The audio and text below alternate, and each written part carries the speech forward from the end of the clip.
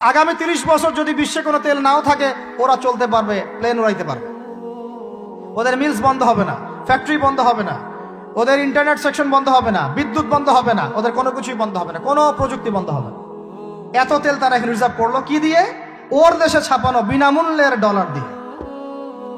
এরপরে তারা আরবদেরকে বুঝালো, ইয়া শেখ, আরবদেরকে বুঝালো, হাবিবি, ইয়া হাবিবি, কাছে আসেন, শোনেন, আমরা আপনাদের কাছে তেল আছে, আপনারা তো তেল বয়কট করে দিয়েছেন, আর তেল ছাড়া তো আমাদের যুদ্ধ বিমান ফ্লাই করছেন।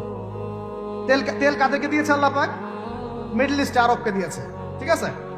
এখন হাবিবিকে বলা হচ্ছে আপনারা তো তেল বয়কট করে দিলেন। এটা করেছিল বাদশাহ ফয়সাল, বলেন রাহিমাহুল্লাহ, উনি একজন সাহসী নেতা ছিলেন, এই জন্যই তাকে গুপ্ত হত্যা করা হচ্ছে। সাহসী যারা, তাদেরকে গুপ্ত হত্যা করে এদের একটা সুন্নত, এটা মাথায় রাখবেন। খুব খুব ট্যালেন্টেড একজন দেখবেন, খুব ট্যালেন্টেড একজন বিজ্ঞানী দেখবেন, হঠাৎ নাই তাপাস করে মিসাইল এসে পড়ে গেল। এমন সূক্ষ্ম স্নাইপার দূর থেকে 12,000 কিলোমিটার দূর থেকে মেরে দিলে আপনার কলিজার মধ্যে ফেলে গেল। এগুলো জেনে বুঝেই আমরা প্রতিদিন সকাল করি, সন্ধ্যা করি, আলহামদুলিল্লাহ। কারণ অ্যাটলিস্ট আপনাকে তো জানতে হবে। জেনে নেন, পরে আপনারা চিন্তা করবেন যে কিভাবে লাইফ লিড করবেন। ফাযাক্কির ইন্নামা আনতা মুযাক্কির, আপনি উপদেশ দিন, শুধু আপনি উপদেশ দাতা। লাস্তা আলাইহিম বিমুসাইতির। ফাযাক্কির ইন নাফাআতিয যিকরা সায়াযাক্কারু মান ইয়াখশা, যারা আল্লাহকে ভয় করে তারা ফিরে আসবে ইনশাআল্লাহ। তো যেটা বলছিলাম, বাদশাহ ফয়সাল একদম বয়কট করে দিলেন। এবার ওরা এসে বুঝাচ্ছে যে তেল ছাড়া তো আমাদের চলছে না। এদিকে ওদের ডলারের মান কমে যাচ্ছে, মুদ্রাস্ফীতি হচ্ছে, ইনফ্লেশন হচ্ছে। এখন তারা বোঝালো যে ঠিক আছে, একটা চুক্তি করা যাক। যুবকরা ভালো করে শোনেন, এগুলো জানেন না বলেই অনেক সময় আপনি সহি সহি বলে সহি ভুল পথে যাচ্ছেন। ভাই, সহি পথেই যাচ্ছেন, বাট এটা সহি ভুল হয়ে যাচ্ছে। ওরা বুঝাতে পারছি? সহিহের আড়ালে একটা মারাত্মক জয়ীফার জাল আকিদা আছে, এটা আপনার সামনে সহি দিয়ে ঢেকে দেওয়া হয়েছে, বুঝতে পারতেছেন না। এই জায়গাটাকে ভালো করে বোঝেন। যখন উম্মর সাথে কেউ গাদ্দারি করে তখন সে সহি থাকে না। উম্মতের সাথে কেউ যদি গাদ্দারি করে তখন সে কি থাকে না? সহি থাকে না। এখন আসেন, আমি ধর্মতাত্ত্বিক কথা বলছি আগে। এখানে বাদশা ফয়সাল তাকে কনভিন্স করা হলো, ঠিক আছে আমরা তেল কিনবো, আপনাদের কাছ থেকে কিনবো, আপনাদের গলফ কান্ট্রি যেগুলো আছে এদের কাছ থেকে কিনবো, তবে একটা শর্ত, আপনারা তেল বিক্রি করবেন শুধু মার্কিন ডলারে, অন্য কোনো কারেন্সিতে তেল বিক্রি করতে পারবেন না। বলেন নাউজুবিল্লাহ। আপনি বাংলাদেশ গভর্নমেন্ট যদি গিয়ে এক ব্রিফকেসের মধ্যে 1 কোটি টাকা নিয়ে যায়, বুঝেন কথা, বুঝতে পারতেছেন?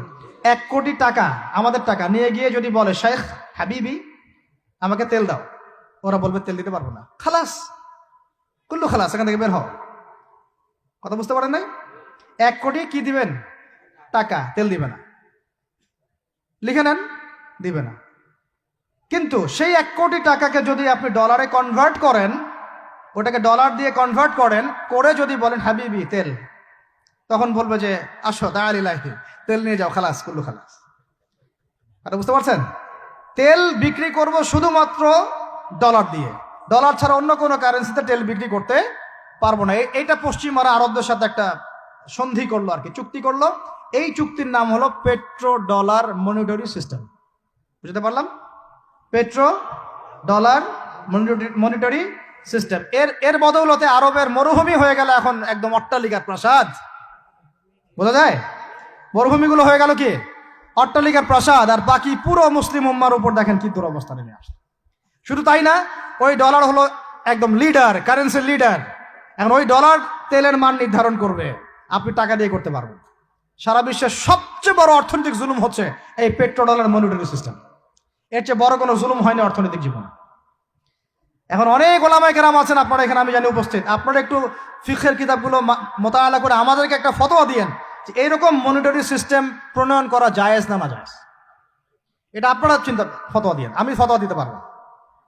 আমি অর্থনৈতিক ভাষায় বলতেছি যে এই মনিটরি সিস্টেমটা পুরো বিশ্বে জুলুম নিয়ে আসছে। এখন আদতে, এখন শোনেন এই অংশটুকু শোনেন, তারপরে আমি শেষের দিকে চলে আসতেছি। আদতে এতে পশ্চিমাদের লাভ কি হয়েছে শোনেন। আমার কাছে এই যে ডলার, এটা আমি ছাপাই আমার দেশে, আমার কারখানায়। আমার খরচ হচ্ছে কাগজ, আমার খরচ হচ্ছে মেশিন, আমার খরচ হচ্ছে কালি। বোঝা যায়? বোঝা যাচ্ছে? আচ্ছা, এখন সেটা আমি বানালাম, ছাপালাম, গিয়ে আমি আরবকে দিলাম, তেল দাও। ওরা এই কাগজের টাকাটা নিল, নিয়ে রিজার্ভ করলো, করে মূল যে তেল, এই তেলটা মনে করেন তেল বা সোনা, তেল বা সোনা একই কথা, কারণ সোনার ফাংশন প্লে করছে এখন তেল। এখন তো যেহেতু গোল্ড দিনার নাই, দিরহাম নাই, এই তেলটা তারা নিল, নিয়ে ওদের দেশের আন্ডারগ্রাউন্ডে বাংকার আছে, গ্যালনকে গ্যালন তেল রিজার্ভ করতে থাকলো। এমনভাবে রিজার্ভ করতে থাকলো যে বিগত আগামী 30 বছর যদি বিশ্বে কোনো তেল নাও থাকে, ওরা চলতে পারবে, প্লেন উড়াইতে পারবে। ওদের মিলস বন্ধ হবে না, ফ্যাক্টরি বন্ধ হবে না, ওদের ইন্টারনেট সেকশন বন্ধ হবে না, বিদ্যুৎ বন্ধ হবে না, ওদের কোনো কিছুই বন্ধ হবে না, কোনো প্রযুক্তি বন্ধ হবে না। এত তেল তারা এখন রিজার্ভ করলো কি দিয়ে? ওর দেশে ছাপানো বিনামূল্যের ডলার দিয়ে। এবং সেই ডলারটা আমরা নিলাম, নিয়ে আমরা মাশাআল্লাহ অট্টালিকা নির্মাণ করলাম, আর মনে করলাম যে মাশাআল্লাহ আমি তো খুব ধনী হয়ে গেলাম, সমৃদ্ধি অর্জন করলাম। আদতে এখানে পশ্চিমাদের সবই লাভ। আমরা বলি না জালাও তাই কদু, সরি, আমরা বলি আম গেল সালাও গেল, তাই না? এখানে আমও তাদের, সালাও তাদের, আদতে আমাদের কিছু নাই। আপনারা হাসতেছেন, কিন্তু এইটা হচ্ছে সারা বিশ্বের সবচেয়ে বড় জুলুম।